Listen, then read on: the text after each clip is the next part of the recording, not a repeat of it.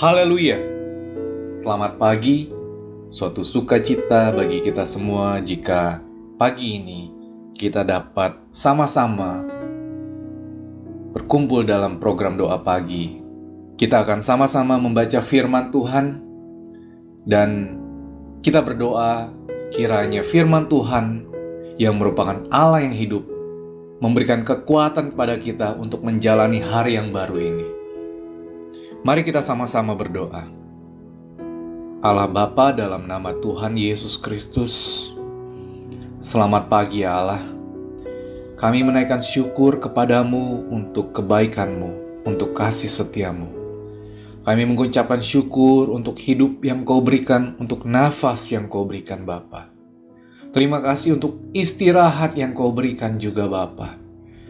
Biarlah kiranya Tuhan Kau berikan kami Roh Kudus-Mu, agar kami dapat mengerti setiap firman-Mu, dan firman-Mu bisa memberikan kami kekuatan Bapa. Karena kami tahu, tanpa kekuatan, tanpa penyertaan dari-Mu, setiap usaha kami, setiap pekerjaan kami menjadi sia-sia Bapa. Karena itu Tuhan, kiranya Engkau memberkati kami, siapapun Tuhan yang ikut serta dalam doa pagi ini, Engkau memberkati.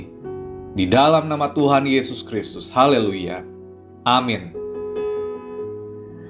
Haleluya, selamat pagi. Saudara, pernahkah Anda mencoba menanyakan kepada anak Anda, atau keponakan Anda, atau mungkin orang lain yang berbeda generasi cukup jauh dengan Anda? Mungkin Anda pernah menanyakan atau pernah bercerita tentang musisi kesukaan Anda pada zaman Anda, aktor ataupun aktris yang populer pada zaman Anda. Ya, mungkin kita dapat mengingat dengan mudah nama-nama pemimpin pemerintahan di zaman kita. Saya ingat waktu di zaman saya sekolah dulu,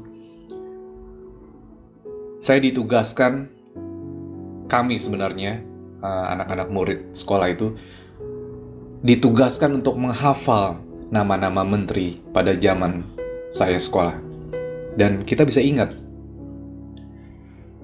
Tetapi kalau misalnya saya tanyakan atau saya menyebut nama-nama menteri-menteri tersebut di zaman saya kepada anak-anak yang zaman sekarang, mereka tentu tidak mengenalnya, saudara. Begitu juga dengan atlet-atlet hebat di zaman kita. Mungkin di zaman saya dulu, saya ingat ada beberapa pemain basket yang sangat populer, ataupun petinju yang sangat populer, ataupun musisi yang sangat terkenal di zamannya. Ketika kita tanyakan kepada generasi di bawah saya, mereka belum tentu tahu ataupun pernah mendengar nama-nama mereka, saudara. Dan sebenarnya memang tidak ada yang abadi di dunia ini, saudara. Kita tentu mengenal kisah mengenai Yusuf. Mari kita sama-sama baca di Keluaran 1 ayat 8. Berbunyi demikian, kemudian bangkitlah seorang raja baru memerintah tanah Mesir yang tidak mengenal Yusuf. Saudara,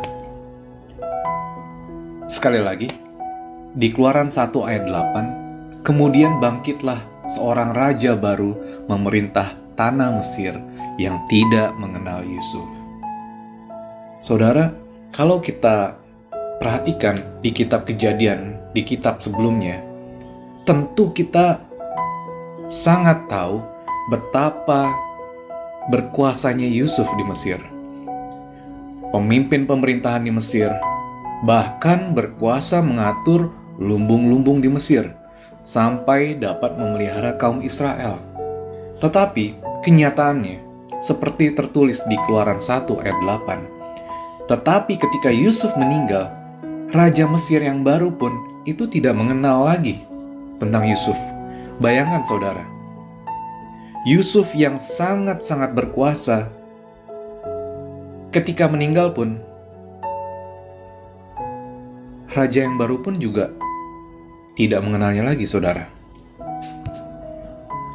Ya, ternyata popularitas, kekuasaan, itu ternyata hanya sementara, saudara. Itu pun ternyata akan berlalu. Bukan cuma popularitas, tetapi juga kekayaan. Itu adalah sementara. Tetapi, sayangnya banyak sekali orang yang sering lupa bahwa itu semua adalah sementara. Bahkan orang Kristen sekalipun. Malahan hal-hal tersebutlah yang dikejar dalam hidup, bahkan menjadi tujuan hidup. Kalau kita belajar dari kisah ketika Tuhan Yesus dicobai oleh iblis di padang gurun, bukankah hal-hal itu juga yang ditawarkan oleh iblis? Hal-hal tentang kekayaan dan kepuasan daging, kekuasaan, popularitas, ya, hal-hal sementara itulah yang ditawarkan iblis. Tetapi kita juga tahu bahwa Tuhan Yesus melawan iblis dengan firman Tuhan. Kalau kita baca di dalam kitab 1 Yohanes 2 ayat 17, dikatakan bahwa dan dunia ini sedang lenyap dengan keinginannya, tetapi orang yang melakukan kehendak Allah tetap hidup selama-lamanya. Sekali lagi, 1 Yohanes 2 ayat 17. Dan dunia ini sedang lenyap dengan keinginannya, tetapi orang yang melakukan kehendak Allah tetap hidup selama-lamanya. Saudara, kita diingatkan bahwa sebenarnya dunia ini sedang lenyap dan segera berlalu. Dan seringkali pun orang Kristen tidak sadar akan hal ini. Mereka hidup di dalam dunia tanpa tahu prioritas hidupnya. Mengejar hal-hal yang sebenarnya hanya sementara. Dan dikatakan bahwa dunia ini sedang lenyap dengan keinginannya. Saudara, kalau kita hidup tidak dipimpin oleh firman Tuhan, tidak suka membaca firman Tuhan, bagaimana kita bisa tahu tentang kebenaran ini, saudara? Bahwa dunia ini sebenarnya segera berlalu, saudara. Firman Tuhan menjelaskan bahwa kehidupan yang diberikan kepada kita sesungguhnya teramat singkat. Di dalam 1 Petrus 1 ayat 24, semua yang hidup adalah seperti rumput, dan segala kemuliaannya seperti bunga rumput. Rumput menjadi kering dan bunga gugur. Tetapi firman Tuhan tetap untuk selama-lamanya. Inilah firman yang disampaikan Injil kepada kamu. Saudara, kita diingatkan kembali bahwa memang hidup di dunia ini sangat singkat. Dan firman Tuhan juga mengajarkan kepada kita bagaimana kita menjalani kehidupan yang singkat ini. Kita baca di Kolose 3 ayat 1-4. Karena itu, kalau kamu dibangkitkan bersama dengan Kristus, carilah perkara yang di atas, di mana Kristus ada, duduk di sebelah kanan Allah. Pikirkanlah perkara yang di atas, bukan yang di bumi. Ayat 3, sebab kamu telah mati, dan hidupmu tersembunyi bersama dengan Kristus di dalam Allah. Ayat 4, apabila Kristus yang adalah hidup kita menyatakan diri kelak, kamu pun akan menyatakan diri bersama Dia dalam kemuliaan.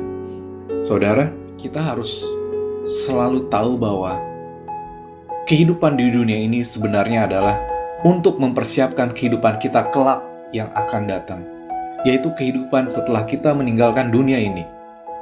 Ya, mungkin kalimat ini terasa tidak enak ketika berbicara tentang meninggalkan dunia ini, tetapi itulah kenyataannya, saudara, bahwa kita tidak selamanya hidup di dalam dunia ini. Dan masing-masing kita memiliki usia hidup masing-masing. Tetapi biarlah kalimat ini mengingatkan kita betapa berharganya hidup yang Tuhan berikan dan bagaimana kita harus menjalani hidup yang Tuhan sudah berikan dengan cara-cara, dengan gaya hidup yang memang Tuhan inginkan. Jangan sampai kita lupa akan tujuan kita hidup sesungguhnya. Dan jangan kita lupa bahwa sebenarnya kelak, kalau kita melakukan firman Tuhan, kalau kita selalu melakukan perkara-perkara yang di atas, kelak Kristus yang akan datang menyatakan diri kelak, kita pun akan bersama-sama dengan Kristus dalam kemuliaan. Haleluya. Saya berdoa agar renungan yang sederhana ini dapat mengingatkan kita kembali supaya kita bisa sungguh-sungguh menjalani hidup sesuai dengan tujuan yang memang Tuhan inginkan bagi kita. Karena memang waktu-waktu ini adalah waktu yang berharga, saudara. Waktu-waktu yang terakhir.